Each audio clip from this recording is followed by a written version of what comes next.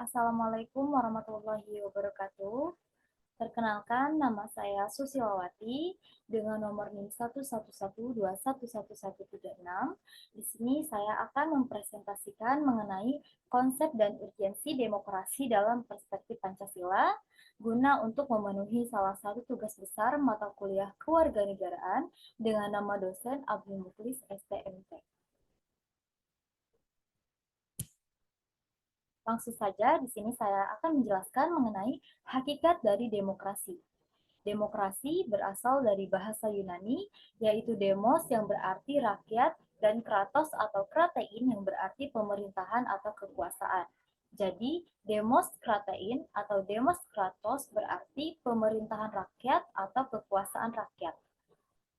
Menurut Abraham Lincoln, mantan Presiden Amerika Serikat, yang menyatakan bahwa demokrasi adalah suatu pemerintahan dari rakyat, oleh rakyat, dan untuk rakyat. Untuk selanjutnya yaitu 3 tradisi pemikiran politik demokrasi. Yang pertama ada teori Aristotelian klasik. Demokrasi merupakan salah satu bentuk pemerintahan, yakni pemerintahan oleh seluruh warga negara yang memenuhi syarat kewarganegaraan. Yang kedua, teori abad pertengahan. Demokrasi yang pada dasarnya menerapkan Roman law dan konsep popular sovereignty, menempatkan suatu landasan pelaksanaan kekuasaan tertinggi di tangan rakyat. Dan untuk yang ketiga yaitu doktrin kontemporer, demokrasi menerapkan konsep republik dipandang sebagai bentuk pemerintahan rakyat yang murni. Untuk selanjutnya yaitu proses demokrasi dapat diidentifikasi dalam dalam 4 bentuk demokrasi. Yang pertama ada demokrasi protektif. Di sini kekuasaan ekonomi pasar di mana proses pemilihan umum dilakukan secara reguler sebagai upaya yakni untuk memajukan kepentingan pasar dan melindunginya dari tirani negara. Untuk yang kedua ada demokrasi pembangunan. Demokrasi yang ditandai oleh konsepsi atau model manusia sebagai individu yang posesif, yakni manusia sebagai yang dikompromikan dengan konsepsi makhluk yang mampu mengembangkan kekuasaan atau kemampuannya. Di samping itu, juga menempatkan partisipasi demokratis sebagai jalur pusat menuju pengembangan diri.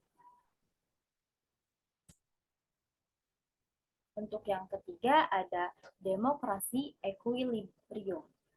Penyeimbangan nilai partisipasi dan pentingnya apatisme dengan alasan bahwa apatisme di kalangan mayoritas warga negara menjadi fungsional bagi demokrasi karena partisipasi yang intensif sesungguhnya dipandang tidak efisien bagi individu yang rasional.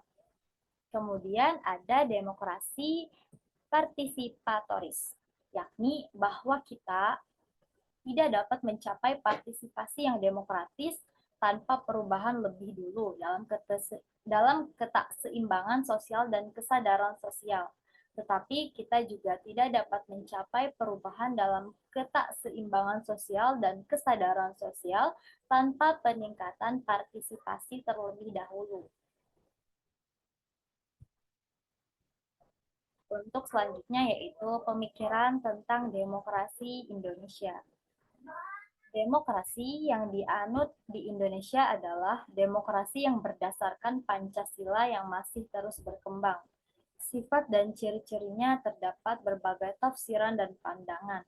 Menurut Mohatta, kita sudah mengenal tradisi demokrasi jauh sebelum Indonesia merdeka, yakni demokrasi desa. Demokrasi desa atau desa demokrasi merupakan demokrasi asli Indonesia yang bercirikan 3 hal, yakni yang pertama ada cita-cita rapat, yang kedua ada cita-cita masa protes, dan yang ketiga ada cita-cita tolong-menolong. Kemudian untuk selanjutnya yaitu apa sih pentingnya demokrasi dalam kehidupan masyarakat. Demokrasi sangatlah penting dan diperlukan oleh masyarakat, tidak hanya sekedar pemerintah yang memegang kendali dalam pengaturan suatu negara, perlu adanya masyarakat yang komplement. mendukung, dan masyarakat perlu terlibat dalam pembangunan suatu negara demi terciptanya kemakmuran dan kesejahteraan negara. Hal tersebut tentu sesuai dengan pengertian demokrasi secara etimologis, yaitu pemerintahan dari rakyat, oleh rakyat, dan untuk rakyat. Mungkin itu saja yang dapat saya sampaikan. Kurang lebihnya mohon maaf. Terima kasih. Wassalamualaikum warahmatullahi wabarakatuh.